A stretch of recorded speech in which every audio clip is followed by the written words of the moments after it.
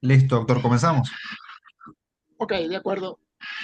Ok. Bueno, el tema de hoy es la medicación antitrombótica, fármacos que tienen la capacidad de evitar la formación de coágulos o incluso aquellos que pueden prevenirlos y también aquellos que podemos usar cuando ya el coágulo se formó y queremos disolverlos.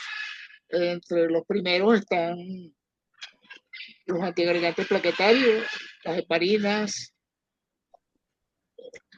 Vamos a ver las indicaciones en las cuales vamos a usar estos medicamentos. Aquí ustedes ven que el número uno es la prevención primaria de la trombosis arterial o venosa, ¿no? Y la prevención secundaria de la trombosis. Eh, para la prevención secundaria de trombosis vamos a usar heparinas, antagonistas de vitamina K que ya están en desuso, que es la warfarina, y los anticoagulantes orales que son los inhibidores del factor 10 y factor 10A, o inhibidores directos de la trombina, y luego los antiagregantes plaquetarios. Finalmente vamos a hablar de los agentes trombolíticos, es decir, aquellos que vamos a usar cuando queremos disolver un trombo que ya está formado, pero agudamente. Pues, ¿no? Vamos a la próxima. Bueno, entonces esta trombosis arterial, como ustedes ven ahí en esa orquesta, se trata de, para que se ocurra esta trombosis arterial y el infarto de miocardio o la obstrucción de una coronaria, esto, esta cantidad de factores pueden venirse acumulando incluso con 40 años de anticipación, con la formación del ateroma, que casi siempre está acompañado de una cantidad de otros factores que podemos controlar en cierta medida, como el aumento de la LDL, la reducción de HDL, la activación de las plaquetas por catecolaminas circulantes en gran cantidad, ¿no? También está el estrés de roce en la zona donde está la ateroma, que ese estrés de roce puede irlo erosionando, debilitando y fisurando para que se rompa.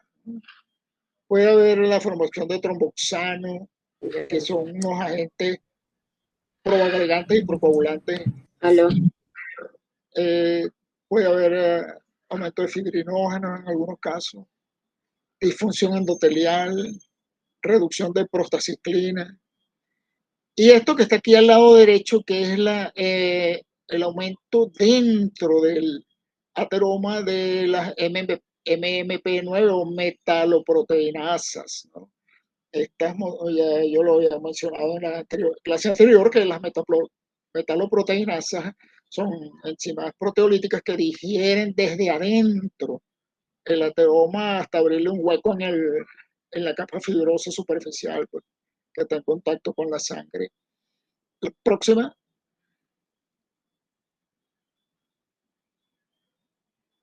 Ok, las indicaciones entonces de estos agentes en síndrome coronario agudo, que puede ser una angina inestable o un infarto agudo de miocardio con desnivel del ST o sin desnivel del ST. Y también se utiliza antes de colocarle al paciente una prótesis y luego de haber instalado la prótesis endovascular o llamado stent. Pues, ¿no? Una vez que se hace la eh, dilatación de la zona obstruida de la coronaria. Vamos a la próxima. En el embolismo pulmonar también vamos a utilizar estos medicamentos. Este embolismo pulmonar proviene de, generalmente de una trombosis venosa profunda por vía de la cava inferior. Estos trombos vienen subiendo, se llegan a la aurícula derecha, luego el ventrículo derecho y son bombeados al pulmón, donde provocan una obstrucción y el embolismo pulmonar, ¿no? Esto es una situación muy grave también. También se usaron mucho en la prevención y solución de microémbolos pulmonares que se forman en los pacientes infectados por SARS-CoV-2, es decir, en COVID-19, ¿no? Vamos a ver la próxima. Lo vamos a usar también en prevención del ictus o ACV de tipo isquémico. Vamos a prevenir con estos medicamentos la formación y expulsión de un émbolo desde la aurícula izquierda, generalmente vienen de la orejuela, ¿no? Y ese émbolo ascendente va por las carótidas hasta provocar una zona de pequeña infarto, pues, ¿no? Ese ictus isquémico también ocurre en los pacientes que tienen la aurícula en fibrilación. Este, por eso son de uso rutinario para evitar este problema, aunque ya sabemos que la fibrilación auricular puede ser corregida si es de reciente aparición o un poco tardío, digamos, de algunas semanas o meses, se puede corregir haciendo lo que se llama la ablación de los focos que están en la desembocadura de las 4 venas pulmonares, ¿no? Allí se hace una eh, electrocoagulación con un electrodo y el paciente queda curado de la fibrilación auricular y después no necesita ya más medicación. Vamos a ver la próxima. También lo vamos a usar en la prevención de embolismo pulmonar que ocurre en el postoperatorio, en los postoperatorios más cruentos, pues, ¿no? Como la cirugía traumatológica, en cirugía abdominal o pelviana. Ustedes verán cuando estén en la sala de cirugía que estos pacientes reciben subcutáneamente casi todos una inyección diaria de una heparina de bajo peso molecular. Vamos a ver la próxima. Bueno, en la prevención o tratamiento, pues ya de la trombosis venosa profunda, ocurre como ustedes ven allí, en las venas del miembro inferior de la pierna y la trayecto de la safena. Allí el daño en las válvulas de antirreflujo que tienen esas venas, pues se remansa la sangre, se coagula y puede salir el émbolo hacia el pulmón, ¿no? Eh, eso, esas trombosis venosas profundas pueden ser causadas por un traumatismo en la pierna o por el reposo prolongado en cama, en cáncer también y en viajes largos, generalmente en aviones, ¿no? Y en pacientes que tengan varices, ¿no? Varices ya notables, grados 3, 4. Vamos a ver la próxima. Bueno, vamos a hablar entonces de las heparinas. Hay 2 tipos de heparina, la heparina no fraccionada y la heparina fraccionada, que son de un peso molecular más bajo que la no fraccionada. Vamos a ver la próxima. La heparina no fraccionada, heparina común, que fue la primera que apareció, la primera que apareció, está compuesta por un proteoglicano, pues realmente es un polímero, como ustedes ven en la estructura química allí, un polímero de ácido glucurónico con N-acetilglucosamina sulfatado. Fíjense que tiene radicales sulfato en cada unidad de la molécula del polímero, ¿no? Bueno, eso le confiere una carga iónica tremenda y impide que sea absorbible por la vía oral, ¿no? Tiene que ser siempre administrada por vía subcutánea o endovenosa, ¿no? El peso molecular es de 700.000 a 1.000.000 y el origen eh, es un producto, si se quiere, natural de origen animal, extraído de las células cebadas de intestino o de pulmón de cerdo. Claro, al irla purificando se retiran residuos de otros proteínas y queda lo más puro posible, pues, ¿no? Eso hace que, por ser un producto de origen natural, pues, la potencia va a variar de lote a lote y cuando se hace la administración en un paciente hay que ir monitoreando, pues, el eh, tiempo de coagulación, ¿no? Para que se mantenga en un nivel aceptable donde no haya ni trombosis adicional ni sangramiento excesivo. Bueno, este parasulfato también está alocado en el endotelio vascular, en el glicocálix allí, eh, eh, es lo que evita pues que los glóbulos rojos, que también tienen su glicocálix con cargas negativas, se peguen del endotelio vascular. Vamos a ver la próxima. Entonces, esta heparina no fraccionada inhibe la vía de coagulación intrínseca y la vía final común, que como ustedes ven ahí, este, está activada por la trombina, factor 2, uh, y el factor 10, o protrombina, que se transforma en trombina, ¿no? Esta trombina es la que actúa sobre el fibrinógeno del plasma y forma la red o la malla de fibrina, donde van quedando atrapadas plaquetas, glóbulos blancos, glóbulos rojos. Esta heparina es capaz de inhibir también los factores 12A, 11 y 9. Pero el impacto más importante es la inhibición de la trombina y del factor 10. Vamos a ver la próxima. Como había dicho anteriormente, pues la eficacia va a variar de lote a lote y cada paciente puede responder de forma un poco diferente en comparación con otros, ¿no? Si las dosis son muy altas, si es tóxicas, pues, que causen hemorragia, entonces ahí va a haber adicionalmente una inhibición de la agregación plaquetaria, ¿no? Hay un antídoto para el exceso de heparina, que es la protamina, ya la vamos a ver más adelante.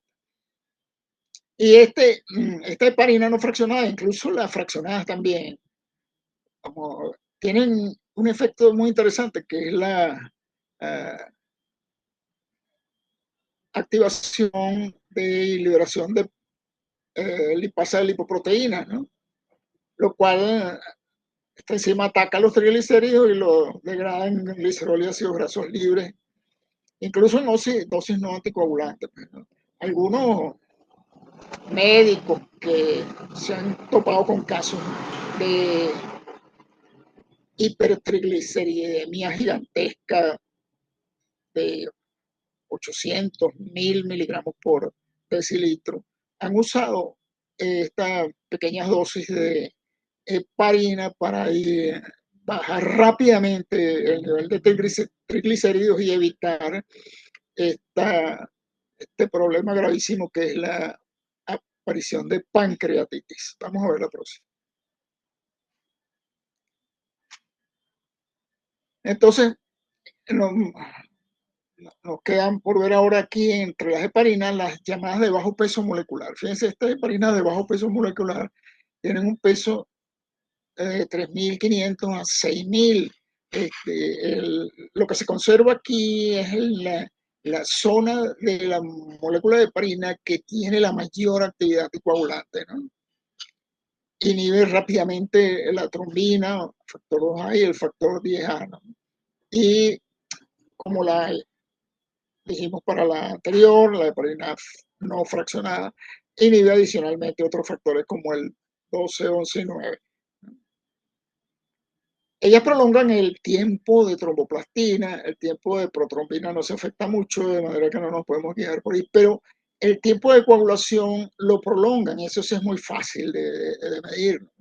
Debe estar entre 1,8 a 2,5 veces mayor de la medición que hicimos en forma basal, es decir, antes de comenzar la infusión de heparina, ¿no?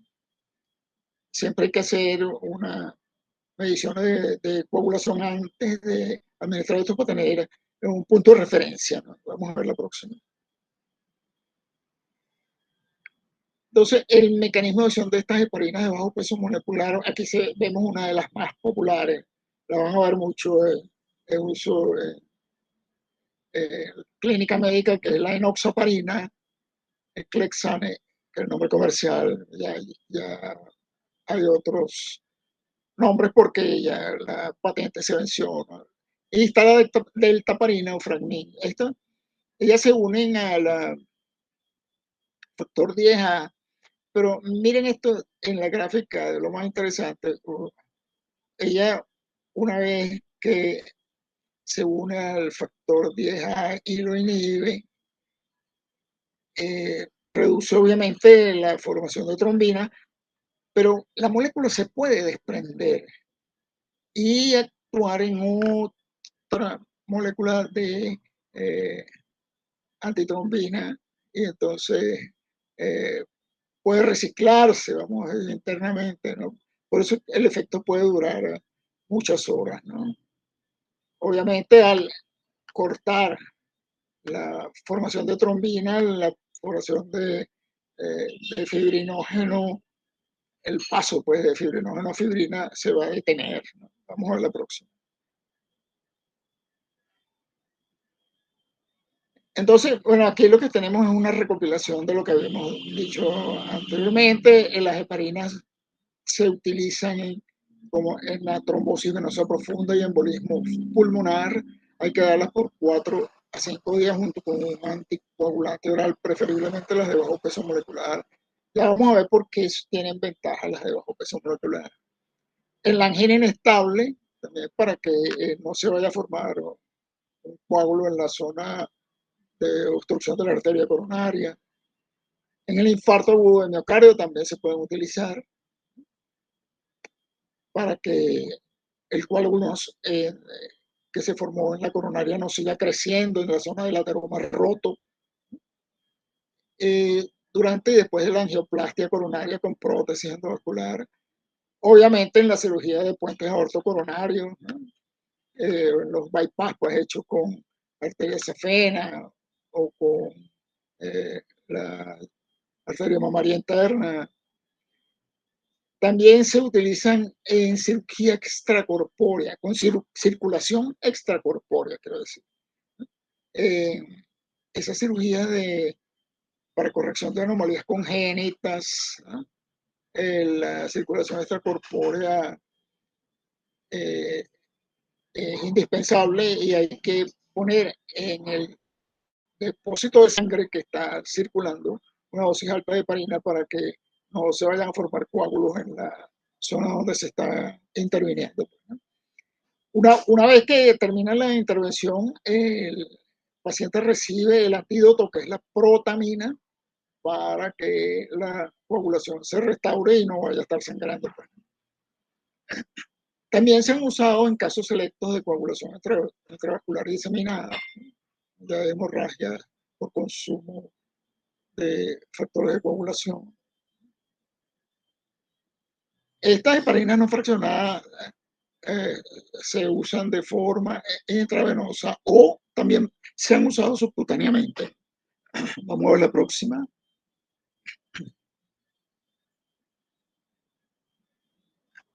Ajá, las de bajo peso molecular, entonces.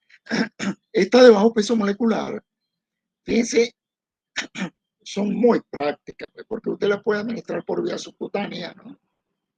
Y miren, esta maravilla no requiere un monitoreo de pruebas de coagulación. Se administran según los kilogramos de peso del paciente. Incluso algunos promueven que se puedan emplear antes del hospital si hay un diagnóstico certero con electrocardiograma, de infarto de miocardio, en lo que llaman el tiempo de ambulancia se podrían emplear. Estas heparinas no cruzan la barrera placentaria, pero sin embargo en la mujer embarazada que va a dar a luz, pues entonces antes del parto hay que suspenderla, ¿no? Y se controla con el tiempo de tromboplastina en caso de que quiera confirmar el efecto, ¿no? Vamos a ver la próxima. Hay una clase online que es por Zoom, eso lo pasa sacándome cada rato. Ah, tú me dijiste que estaba en otra cosa. No, sí, Bien. es que se me olvidó esa. Entonces las heparinas de bajo peso molecular más populares, más usadas, son la enoxaparina, Clexane y la deltaparina o Fragmin, ¿no? Fíjese lo que dice ahí en la primera frase. La dosis es 1 miligramo por kilo y hay siempre que tener una evaluación de creatinina para calcular o por lo menos estimar a partir de allí con la fórmula que ustedes conocen, la tasa de filtración glomerular. Si el paciente tiene enfermedad renal crónica, hay que reducir la dosis. No, eso no implica que no se pueda utilizar, sino que hay que reducir la dosis de acuerdo con la intensidad de la enfermedad renal crónica, ¿no? Las heparinas sintéticas son el fundaparinux, que es un pentasacárido tomado de la región antitrombínica de la heparina, y el hidraparinux, ¿no? Son de muy poco uso realmente y son muchísimo más costosas que las otras. Vamos a ver la próxima. Entonces, los puntos destacables de diferencia entre las heparinas de bajo peso molecular son esto: la vida media, fíjense, tiene una estrella azul ahí, la vida media de la no fraccionada es de 1 a 1,5 horas, por eso tiene que mantenerse en la infusión continua, ¿no? O la inyección subcutánea para que vaya absorbiendo poco a poco, pero lo más recomendable es la infusión intravenosa con goteo lento, pues, ¿no? Y la otra, la de bajo peso molecular, que la vamos a dar siempre por vía subcutánea, es la vida media es de 4 horas, ¿no? Muchísimo más larga, ¿no? Por eso se administra con una sola vez que se administra el día es suficiente. El modo de administración, dosis única con las de bajo peso molecular, y en las otras hay que estar infundiendo una solución de infusión o administrar dosis múltiples intravenosas. Vamos a ver la próxima. Bueno, antes de la angioplastia con colocación de un stent en un paciente con infarto de miocardio con desnivel del ST, que es el infarto transmural, el más grave, pues, ¿no? Las guías europeas y americanas recomiendan administrar siempre heparina, pues. Si usted tiene la no fraccionada, la dosis es de 70 a 100 unidades por kilo. Si tiene enoxaparina o clexane, 0,15, 0,5 miligramos por kilo en un bolo intravenoso y luego subcutáneo, ¿eh? También hay las otras dos, la bivalirudina y el fondaparinux, que es una sintética, no es recomendable. La bivalirudina es una heparina muy rara, esa fue extraída a partir de la saliva de las sanguijuelas, ¿no? Las sanguijuelas producen en la boca una sustancia anticoagulante, de manera que cuando se pegan al chupar sangre, pues el flujo de sangre no se detenga y ellas sigan chupando y chupando hasta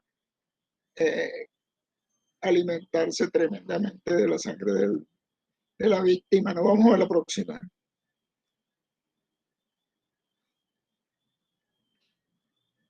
Entonces, las indicaciones de las heparinas sintéticas o de bajo peso molecular son, bueno, en la prevención de la complicación isquémica de una angina inestable, ¿no? La prevención de la trombosis venosa profunda en cirugía de cadera, de rodilla, de próstata, ginecológica, abdominal. Esto es prácticamente de rutina el uso de este tipo de heparina. en la angioplastia coronaria transluminal percutánea, es decir, para colocar un stent, como ya habíamos visto, y para evitar la recurrencia, para evitar que se repita el embolismo pulmonar y la trombosis venosa profunda. En COVID se usó muchísimo en la prevención de la formación de microtrombos después que los italianos hicieron las primeras disecciones, la primera estudio de anatomía patológica y descubrieron que estos enfermos tenían microtrombos en los pulmones. Vamos a ver la próxima.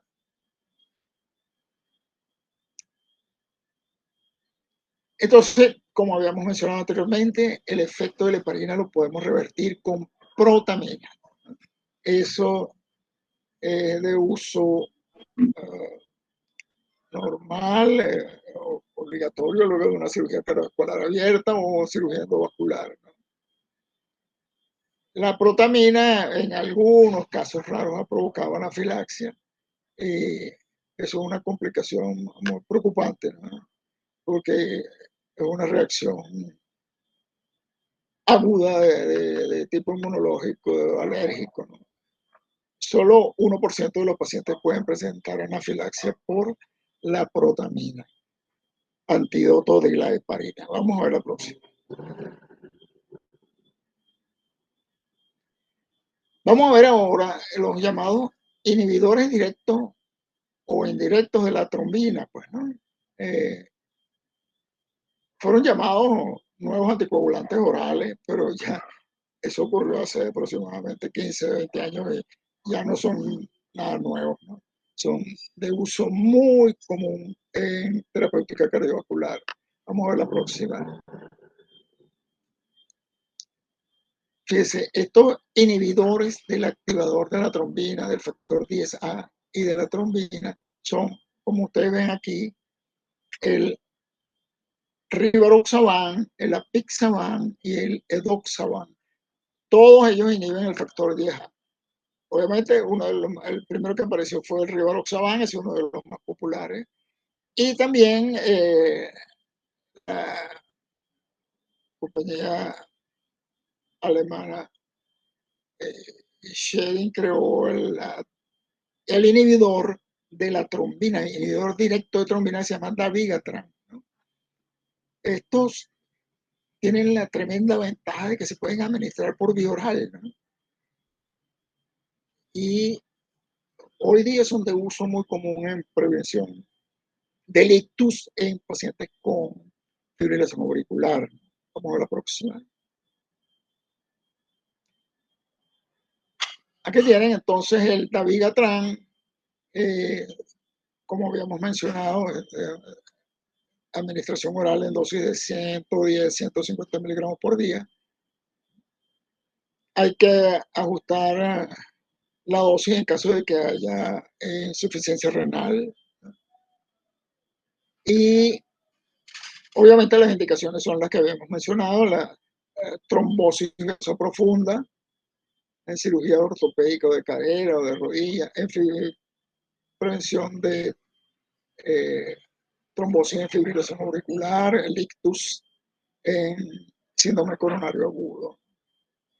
Uno de los eventos adversos que se puede presentar con estos inhibidores de la trombina es sangramiento si la dosis es exagerada o si hay hipersensibilidad del paciente.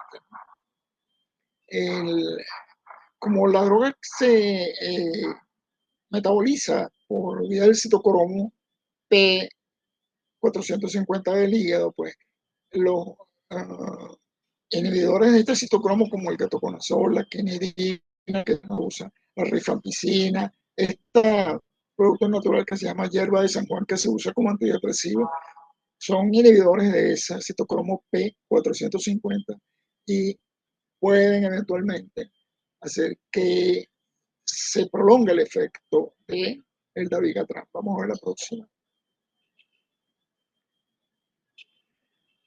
Bueno, aquí hay ven ustedes un estudio de dabigatran comparado contra warfarina. Warfarina es un anticoagulante que ya poco se usa, pues, ¿no? un inhibidor de la síntesis de trombina de protrombina en el hígado. Bueno, aquí este estudio de el dabigatran contra esta antigua droga warfarina en fibrilación auricular previenen el embolismo sistémico y el ictus, ¿no? Entonces, fíjense aquí cómo con el paso de los meses el estudio duró hasta 16 meses. Fíjense que la aparición acumulada de ictus fue cada vez menor y menor con dabigatran en comparación con la warfarina, que era el tratamiento convencional de la época, ¿no? El dabigatran en 110, en 150 miligramos diarios, es, como se ve allí, más efectivo que el de 110 miligramos por día, ¿no? Pero bueno, fíjense aquí, en el lado derecho, la reducción del riesgo relativo de ictus, ¿no? de ese accidente cerebrovascular isquémico, fue 1,53% en caso de dabigatran, dosis 110 miligramos, y aún mejor con la dosis de 150, 1,11. Y eso es bastante diferente en comparación con el anticoagulante warfarina, 1,69. Y fíjense, la mortalidad, el efecto en la mortalidad también se ve reflejado allí. Fíjense que la mortalidad fue de 4,13% con warfarina y se redujo a 3,75% con dabigatran 110 miligramos diarios y con 150 miligramos diarios de dabigatran a 3,64. De manera que brinda una tremenda protección contra el ictus, el dabigatran, en este estudio que se hizo en el año 2009. ¿No? Vamos a ver la próxima.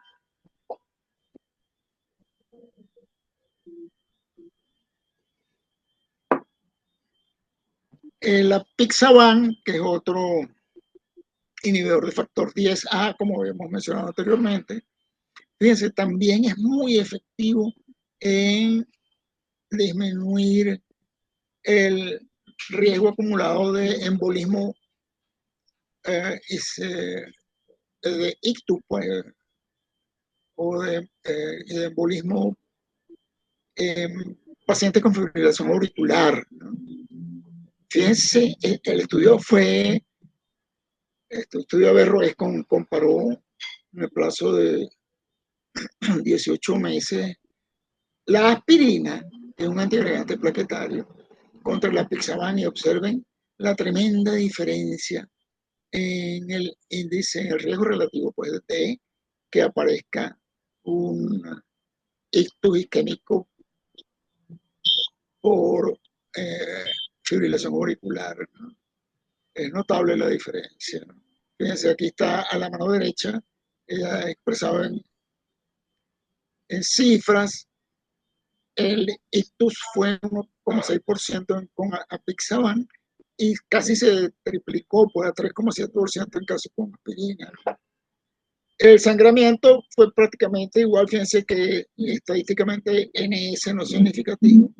1,4% de casos en Apixaban, 1,2% en casos de aspirina. Vamos a ver la próxima. Entonces, lo que se hace hoy día en los pacientes con fibrilación auricular, en los pacientes que han recibido un stent o un infarto de miocardio, es aplicar lo que se llama la terapia dual, síndrome coronario agudo y fibrilación auricular. El paciente tiene que recibir con esta terapia dual, con aspirina en dosis de 75 a 100 miligramos por día, la más popular es 81, pues, y clopidogrel 75 miligramos por día por 6 meses. Algunos dicen que es mejor prolongar este tratamiento por un año y luego ir suspendiendo progresivamente, ¿no? Luego se puede quitar uno de los dos componentes, uno de los el anticoagulante oral o el clopidogrel o prasugrel, que es mucho más rápido en actuar. Y eso reduce la posibilidad de obstrucción de el stent por un coágulo, incluso la formación de un coágulo por ruptura en otra zona de otra arteria coronaria. Pues vamos a ver la próxima. Eso se llama prevención secundaria del infarto del miocardio, ¿no? Vamos a ver la próxima.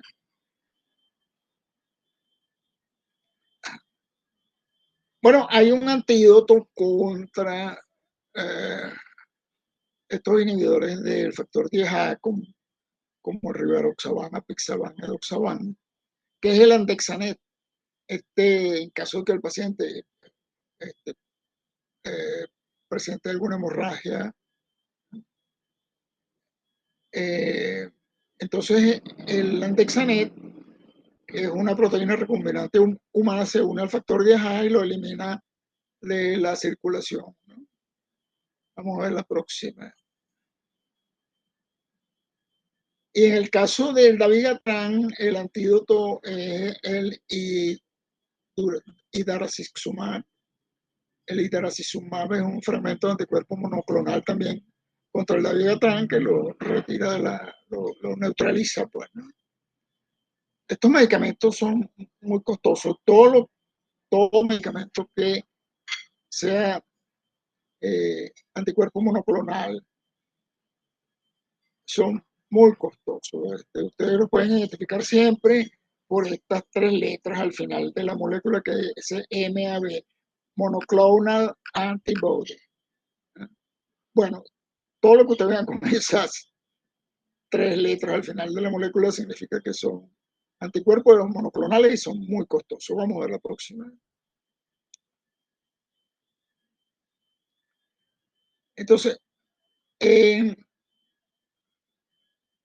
los casos de trombosis venosa profunda, pues, cuando se logra sacar al paciente de la fase aguda, que se vaya disolviendo el coágulo poco a poco, se recupera la función pulmonar del paciente, etcétera, el paciente tiene que recibir durante 3 a 6 meses un anticoagulante oral para evitar la recurrencia, es decir, para que no se repita la trombosis venosa profunda, ¿no?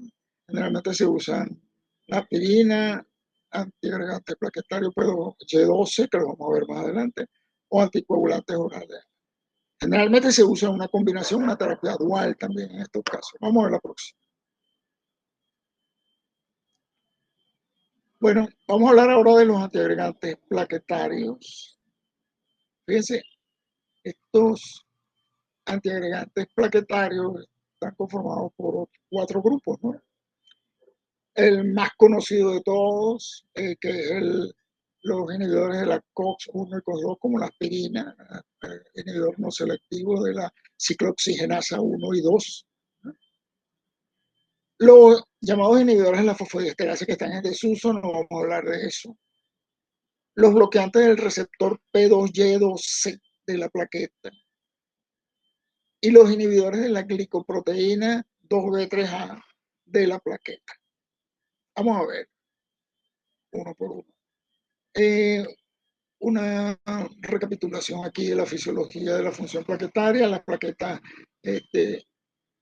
una vez que se activan, emiten su pseudópodo, se adhieren y se precipitan en la zona donde está ocurriendo el sangramiento o la obstrucción arterial, y inmediatamente se forma la malla de fibrina, como ven aquí en la fotografía de abajo. Vamos a ver la próxima. Bueno, vamos a tratar de inhibir esa agregación plaquetaria y la formación de la malla de fibrina con aspirina. reducen la síntesis del tromboxano A2. El tromboxano A2 es producido por el endotelio vascular y es un tremendo procoagulante. La aspirina evita la formación de síntesis del tromboxano A2.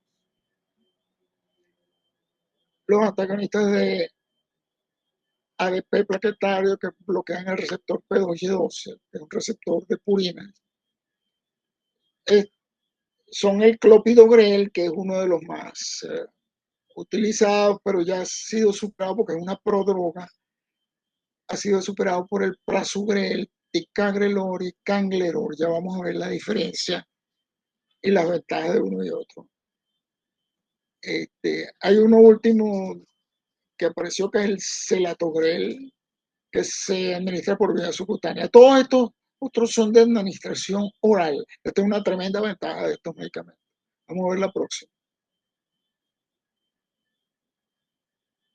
El tratamiento antitrombótico doble o llamada terapia dual, pues, es la que se tiene que instalar con dos medicamentos antitrombóticos de mecanismo de acción distinto en los pacientes que tengan síndrome coronario agudo, fibrilación auricular o hayan sido sometidos a una angioplastia coronaria percutánea con instalación de un stent. Fíjense, esta terapia dual generalmente está conformada por un antiagregante plaquetario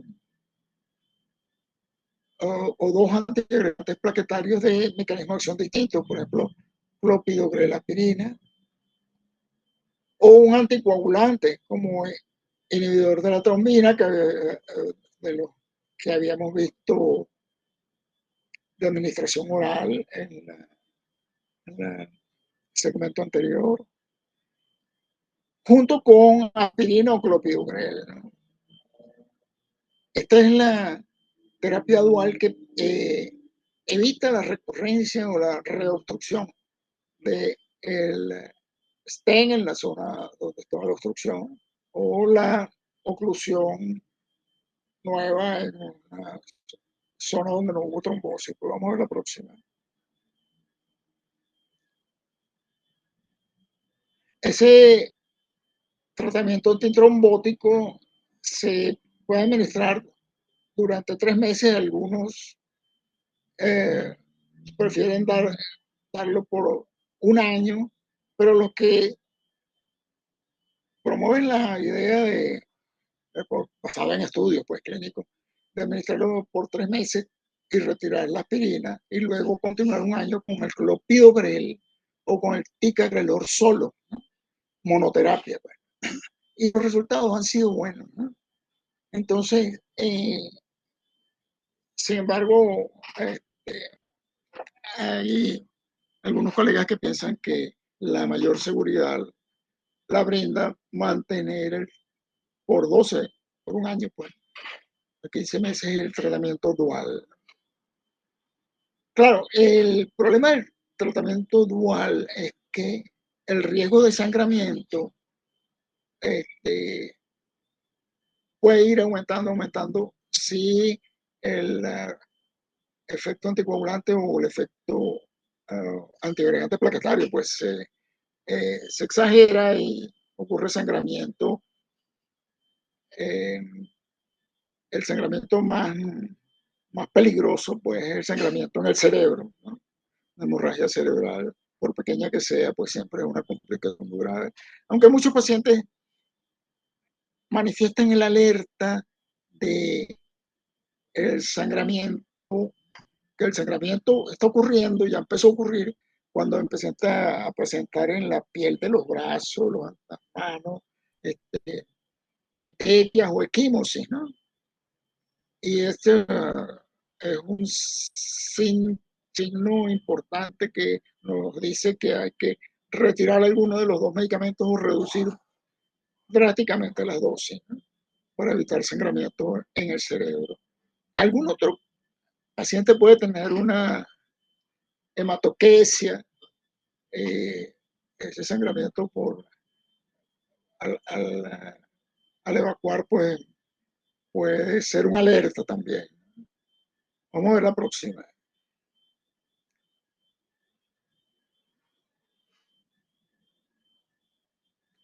Ajá, la próxima. Aló. Oye, Johan. Ok. Fíjense en esto. Entonces, como en el lado izquierdo, en la gráfica, ustedes ven una gráfica de agregación plaquetaria en un agregómetro de laboratorio, donde se ve que las diferentes fases de la agregación plaquetaria van desde la activación, agregación y ruptura y liberación de otros agentes procoagulantes, proagregantes. Y al lado derecho ustedes ven que ese proceso lo podemos interferir eficazmente.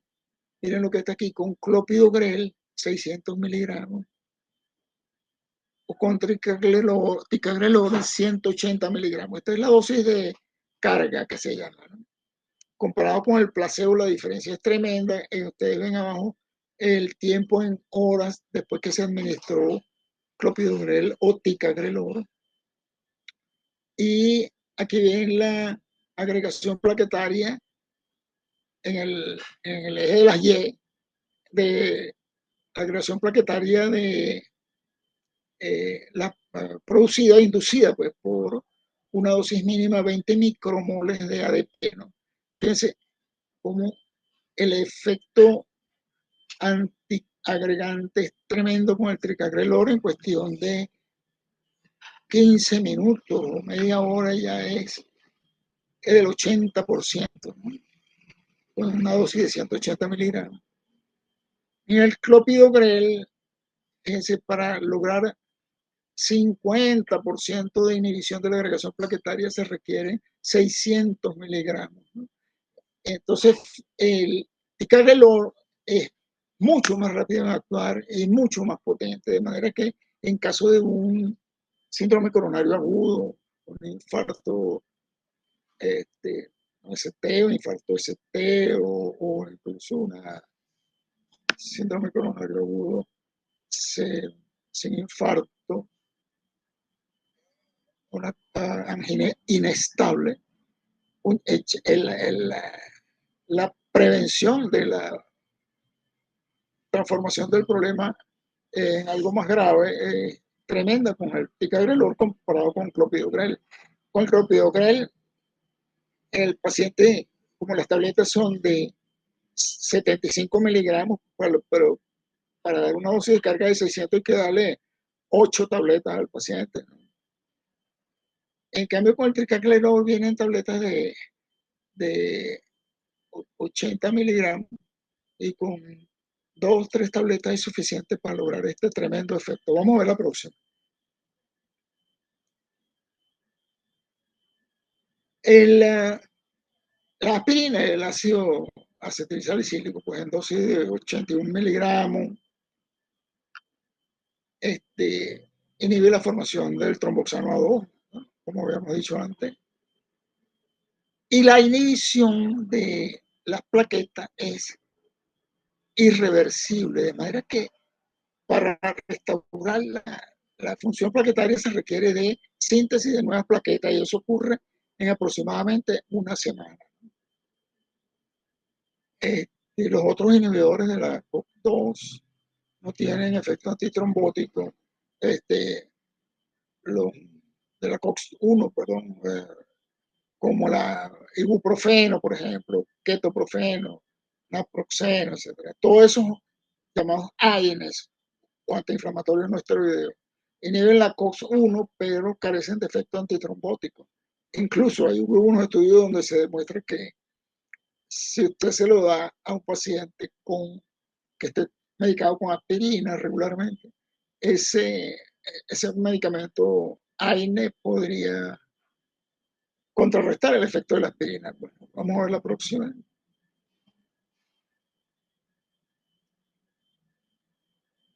Entonces el mantenimiento, ya dijimos, es una dosis de 81 miligramos por día. Ahí le puse a 100 miligramos porque Eh, Todavía se vende por allí la tableta de 100 miligramos que llamaban aspirina infantil, pero ya ningún pediatra desde hace décadas le indica aspirina a ningún niño, pues, ¿no?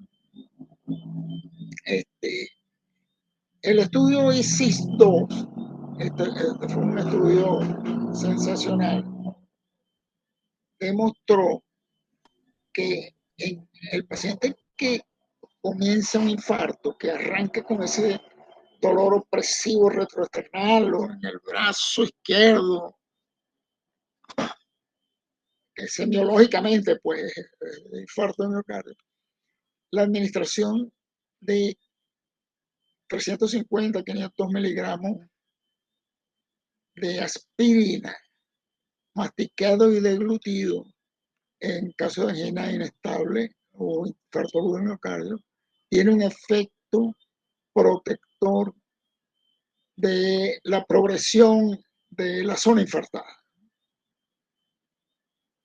El efecto adverso que puede presentarse, sangramiento gástrico de baja incidencia o gastritis, y se excreta por la orina como un ácido salicilúrico que ha sido metabolizado en el hígado. Pues, ¿no? Algunos investigadores dijeron que podía ocurrir resistencia a la aspirina y entonces eso podría conducir a la aparición de un infarto agudo de miocardio brusco, pero eso nunca pudo ser confirmado. Vamos a ver la próxima. En pacientes diabéticos, la American Diabetes Association, la American Heart Association, el American College of Cardiology, en 2010 emitieron unas recomendaciones para evitar que el diabético sufra de sangramientos por acción de la aspirina, ¿no? Ellos han recomendado que la dosis debe estar entre 75 y 162 miligramos al día, pero fíjense en esto. En mayores de 50 años, varones, y mujeres mayores de 60, que tengan mayor o que tengan un factor de riesgo cardiovascular agregado, como los que ustedes ya conocen, pues los factores de riesgo cardiovascular clásicos: cigarrillo, dislipidemia, hipertensión, historia familiar, infarto antes de los 50 años, ¿no? Albuminuria. En estos pacientes, no es bueno administrar, perdón, es recomendable administrar la aspirina, pero si el paciente tiene bajo riesgo cardiovascular, lo que va a producir es un aumento del riesgo de sangramiento sin mejorar la aparición sin mejorar la protección cardiovascular. Entonces, lo que debemos recordar es que en los diabéticos que pasen de 50 años y que tengan varios factores de riesgo en los cuales se va a utilizar, se va a indicar la aspirina. Si los factores de riesgo no están presentes, entonces lo que uno va a provocar con la aspirina es la posibilidad de que haya sangramiento en algún. La próxima.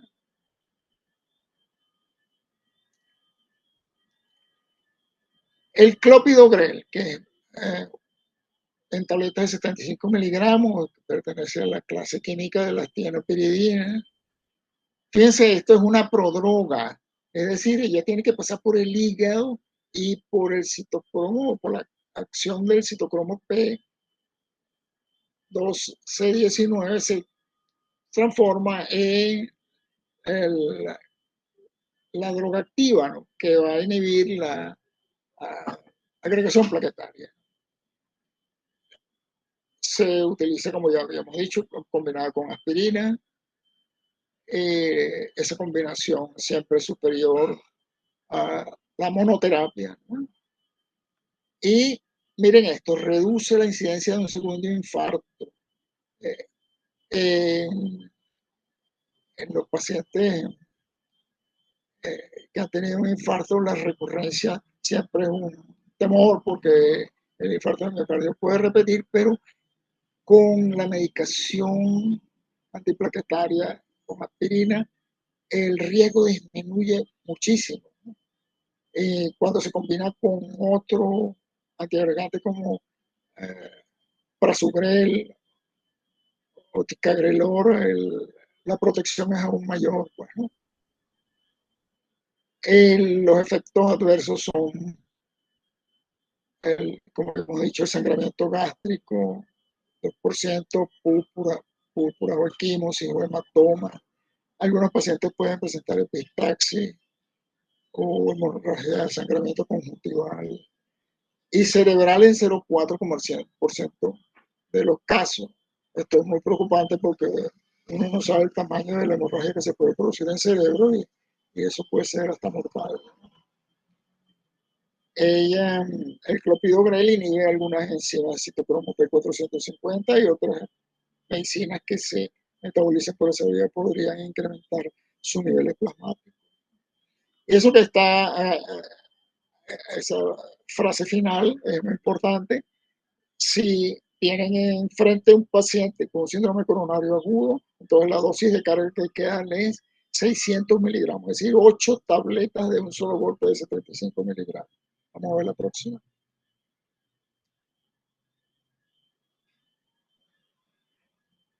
El Prasugrel tiene la ventaja, mire, por eso es que actúa rápidamente. ¿Se recuerdan la gráfica donde estaban las plaquetas en agregación? Bueno, es rapidísimo el efecto porque no es prodroga, actúa directamente. Y por eso la acción es tan rápida. En cuestión de 15 minutos ya hay tremenda inhibición de la agregación plaquetaria. Eso le da una tremenda ventaja en síndrome coronario agudo. La administración es oral, como ya hemos visto. Vamos a ver la próxima. Y el ticagrelor, que tiene más o menos un perfil similar al del Prasugrel, es otro antagonista del receptor P2Y12 de las plaquetas, de administración oral, de acción reversible, inhibe la agregación plaquetaria en 90% en comparación a 60-70 del clopidogrel. Es como el Prasugrel, pues el ticagrelor es fantástico, ¿no? Es muy eficaz en el tratamiento del síndrome coronario agudo, disminuye la mortalidad cardiovascular, en ácido isquémico también y en el accidente isquémico transitorio, ¿no? Los pacientes que tienen accidente isquémico transitorio, ¿no? Que es una obstrucción de unos minutos de una arteria cerebral y luego la arteria se abre, ¿no? Hay protección contra el ictus isquémico, ¿no? Con el ticagrelor. Si usted va a emplear ticagrelor, entonces tiene que suspender los anteriores, si se estaba dando clopidogrel o prasugrel, para que no se sumen los efectos. Vamos a la próxima. Otro tipo de inhibidores de la agregación plaquetaria son los inhibidores de la llamada glicoproteína 2B3A.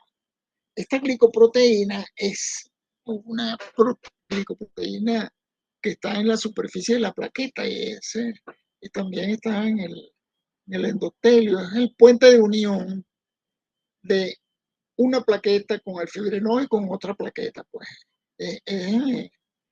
sin actividad de la glicoproteína 2B3A es imposible que haya agregación plaquetaria. No puede haberla porque no hay puente. Pues. Vamos a ver la próxima. Bueno, ahí está una esquemita. El puente de unión fibrinógeno, plaqueta. Vamos a ver la anterior. Fíjense que ahí está la glicoproteína 2B3A haciendo puente entre una plaqueta y otra. Y también actuando de puente con el fibrinógeno, ¿no? Vamos a ver ellas a su vez se unen al factor de von Willebrand del endotelio, ¿no? Vamos a ver la próxima. Son 3 hasta ahora y tienen que ser administradas por vía intravenosa, ¿no? El tirofiban, el apiximab y la eptifavitina. Esta glicoproteína es una integrina de la membrana plaquetaria que tiene un receptor en fibrinógeno y en el factor de von Willebrand, como vimos en la lámina anterior, ¿no? Esta glicoproteína es activada por trombina, colágeno y tromboxano, A2. Las plaquetas en reposo tienen esta glicoproteína desactivada y por eso no se pegan unas con otras, ¿no? Vamos a ver la próxima. El apiximab, por ejemplo, es un fragmento de anticuerpo monoclonal, es muy costoso esto, ¿no? Que se une al receptor 2B3A y a la vitronectina de plaquetas, endotelio, músculo liso, ¿no? Se usa en angioplastia cuando se va a colocar un stent, un infarto agudo de miocardio, y combinado con heparina y aspirina reducen 50% la probabilidad de reestenosis. Fíjense, hay que darla por vía intravenosa, 0,25 miligramos por kilo, y el efecto dura 24 horas. Entre los efectos adversos, obviamente, el sangramiento, que es uno de los temores que puede ocurrir en 1 o 10%, pero si se ajusta bien la dosis no hay problema. En algunos casos se ha observado trombocitopenia. La trombocitopenia significa hemorragia. Vamos a ver la próxima.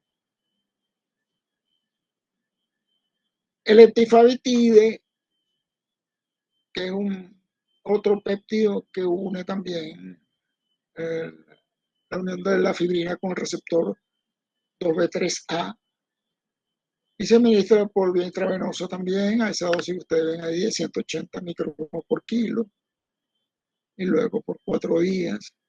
En angioplastia coronaria, síndrome coronario agudo, y se puede coadministrar con heparina y aspirina. Sangramientos de 10% versus placebo, 9%, de manera que la diferencia entre placebo y el etifavitide no es muy grande, 1% apenas. Y pueden provocar trombocitopenia, como los otros. Vamos a ver la próxima. El tirofiban, que es el último, ¿no? Es una molécula no peptídica, también indicado en infarto de miocardio, angina inestable, en la angioplastia, y de uso intravenoso, 0,4 microgramos por kilo, ¿no? Se usa en conjunto con heparina de no fraccionada o heparina de bajo peso molecular. Vamos a ver la próxima.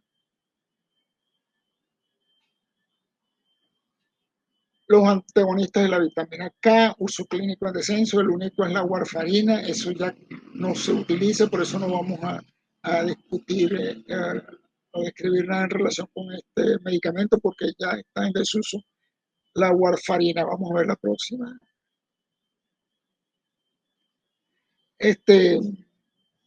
Esta warfarina pertenece a los medicamentos llamados fumarínicos, que se descubrieron por primera vez en un ganado que comió un llamado trébol dulce en los Estados Unidos, y las reses se morían de hemorragia, ¿no? Y luego el profesor Carlson descubrió que era el dicumarol, el anticoagulante que tenía el trébol ese. Y ahí se pasó a su uso clínico y tal, y se brindó mucha protección, pero tenía el grave problema de que producía sangramiento. Bueno, vamos a ver la próxima. Vamos a ver la próxima. Vamos a ver la próxima. Y no solamente provocaba sangramiento, sino que en esta gráfica ustedes ven un estudio hecho en 2019 que demostró que la función renal, la tasa de filtración glomerular con el paciente que recibe warfarina va cayendo y cayendo y cayendo progresivamente en comparación con con un placebo que se utilizó en ese estudio. De manera que no solamente el problema del sangramiento, sino el deterioro de la función renal. Vamos a la próxima. Vamos a ver la próxima.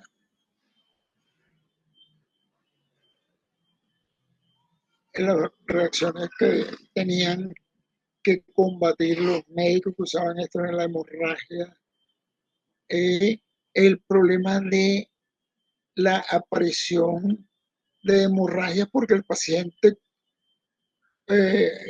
consumió o obstrucción con formación de coágulos porque el paciente hubiese consumido pues algún vegetal que contenga mucha vitamina K, ¿no? Brócoli, espinaca, perejil. Bueno, si a esos pacientes se les ocurría hacer eso tomando warfarina, contrarrestaban totalmente el efecto de la warfarina y entonces se producía un efecto protrombótico. Vamos a ver la próxima.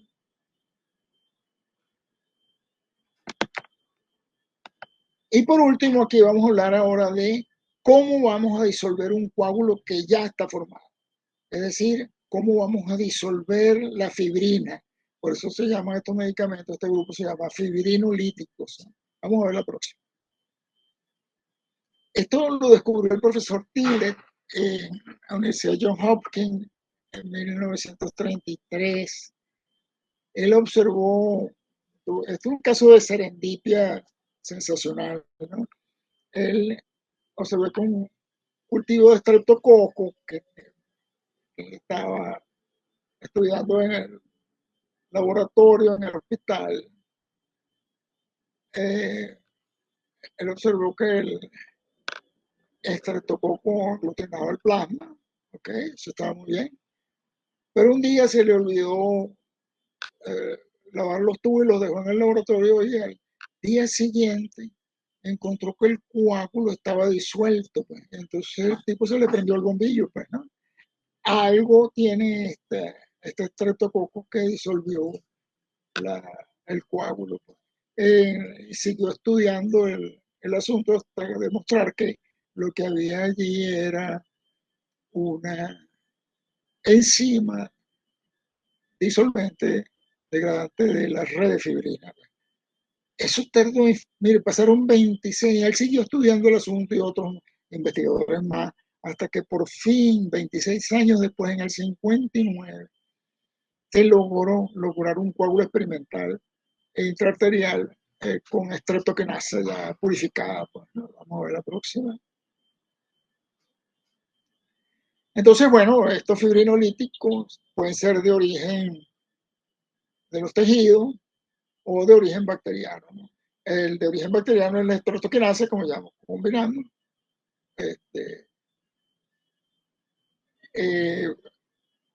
Los de origen recombinante o tisular, pues son el activador tisular del plasminógeno, alteplasa o tenecteplasa, y la uroquinasa de extraída de parenquima renal. Bueno, ahora se sintetizan artificialmente con estas técnicas de recombinación. Vamos a ver la próxima. Entonces, bueno, ¿qué es lo que hacen estos fibrinolíticos? Una vez que el fibrógeno, por haciendo la trombina, forma fibrina, bueno, ya tenemos la malla que está aquí en el lado derecho atrapando glóbulos rojos, blancos, plaquetas. Y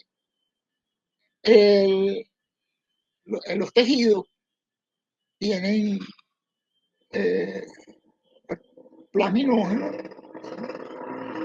y tienen los activadores del plasminógeno que transforman el plasminógeno a plasmina, y esta plasmina ataca la fibrina y la disuelve y va a producir fragmentos de fibrina y el dímero D, ¿no? Por eso es que en casos de formación de un trombosis venosa profunda en una pierna o embolismo pulmonar, pues allí empieza inmediatamente a degradarse fibrina y a aparecer dímero D en la sangre. Entonces, uno de los marcadores que utilizan los médicos es medir el dímero D en plasma para ver si la trombosis está activa y todavía. Vamos a ver la próxima.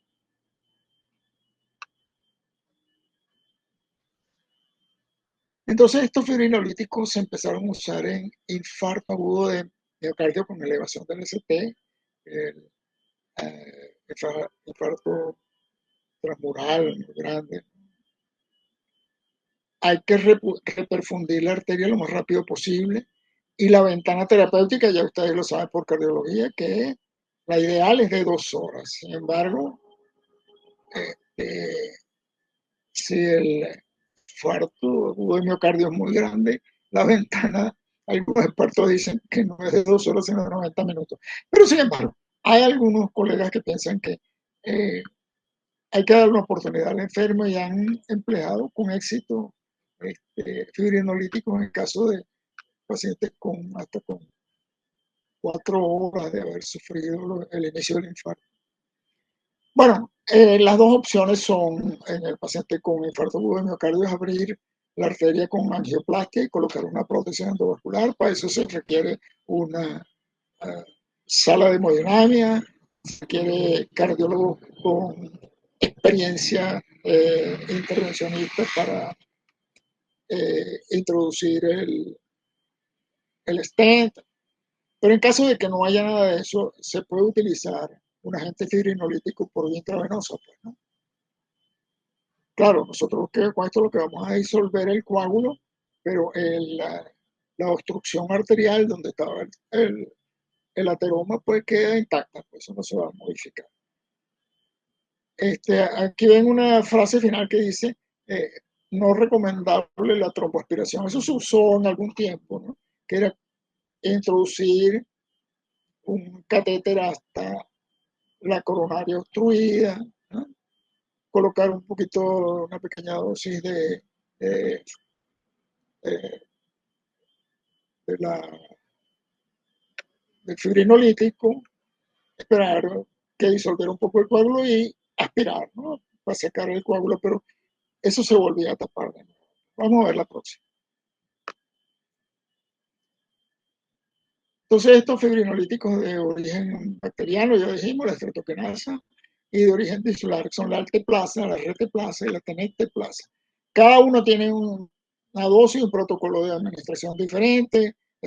Los cardiólogos que manejan este tipo de problemas tienen sus protocolos bien establecidos para hacer esto y evitar que ocurran sangramientos, ¿no? Monitorear muy bien a ese paciente que va a recibir eso. Vamos a ver la próxima.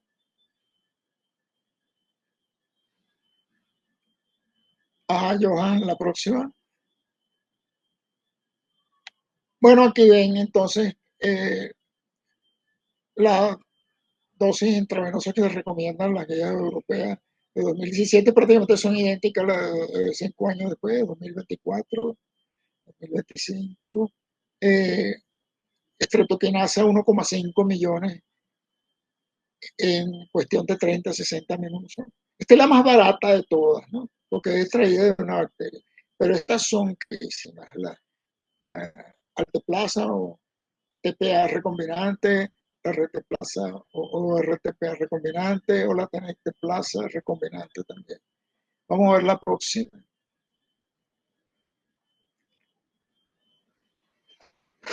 Ajá. En esta gráfica ustedes ven marcado en la flecha azul que hace una trombolisis exitosa con streptokinasa, ¿no?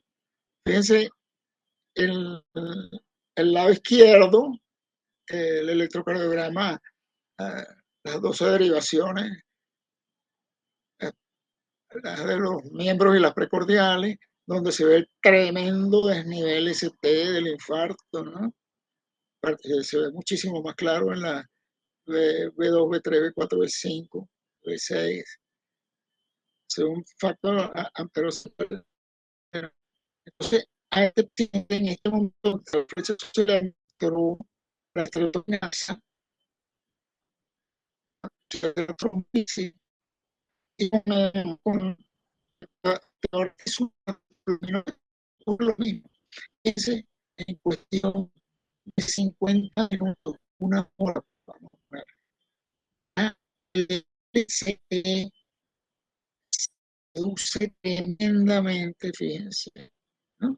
En las derivaciones precordiales, Solo queda un poquito de inversión de T y el, sí, cuando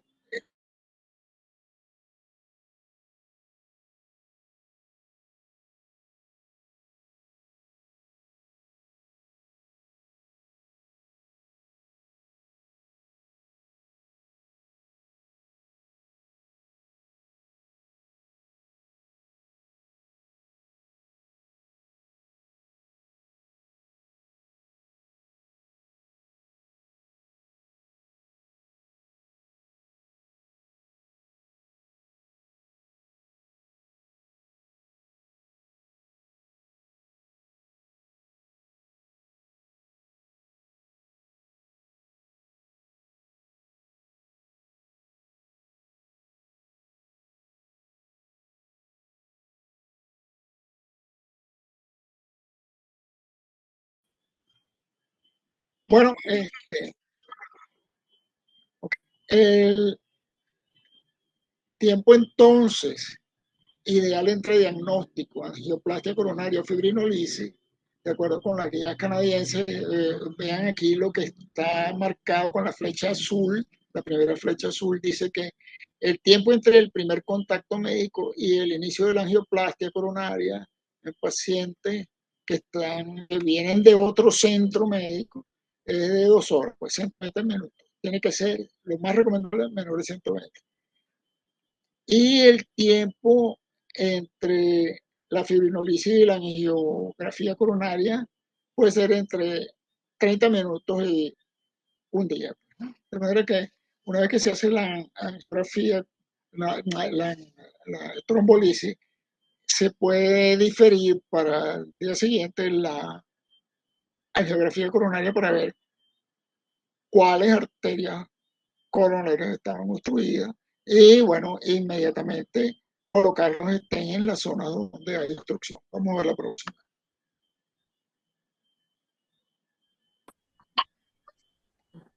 Ajá, la próxima, Johan. Muy bien. Estos fibrinolíticos, obviamente, como están disolviendo fibrina y pueden digerir también y disolver el fibrinógeno, pueden provocar hemorragia, ¿no? Lo más terrible sería la hemorragia en el cerebro, un ictus hemorrágico.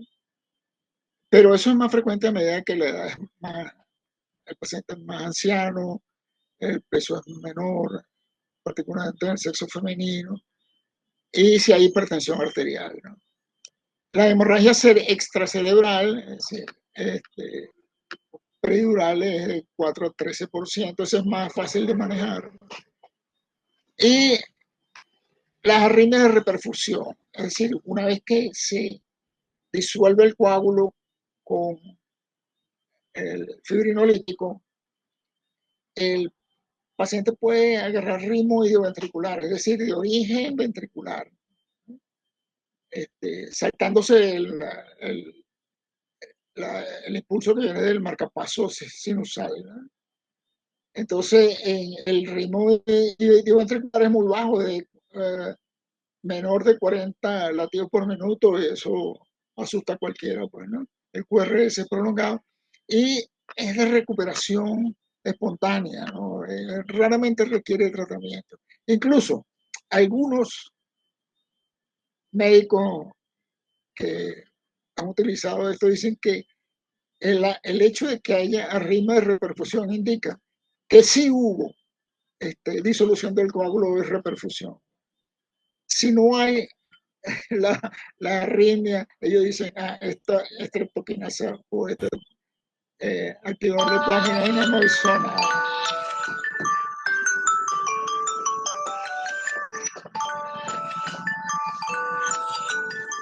Bueno, en algunos casos podría ocurrir hipotensión, pero nunca se debe utilizar estreptoquinasa en segunda aplicación porque va a haber una reacción alérgica. Pues. Vamos a ver la próxima. Y hay que tener en cuenta las contraindicaciones absolutas de usar fibrinolítico, es decir, para no agravar una hemorragia. Pues, ¿no? Si el paciente ha tenido un ictus, si ha tenido un traumatismo craneal, si ha tenido hemorragia gastrointestinal hace menos de un mes, si tiene una coagulopatía o si tiene un aneurisma disecante de la aorta, es decir, si el dolor no tiene el dolor opresivo en el pecho, no tiene nada que ver con un infarto, sino que tiene que ver con un aneurisma disecante, y en este caso es desastroso, pues, porque vamos a provocar más sangramiento en la zona de la disección de aórtica. Y si el paciente tenía una punción lumbar o hepática reciente. Vamos a ver la próxima. En ictus isquémicos, algunos neurólogos se han interesado en utilizarlo. Si están bien seguros por una resonancia magnética, una tomografía pues, cerebral, de que la imagen se revele que no hay hemorragia, que es ictus isquémico. Vamos a ver la próxima. Bueno, eso es todo. Muchísimas gracias por escucharme y quedamos pendientes entonces para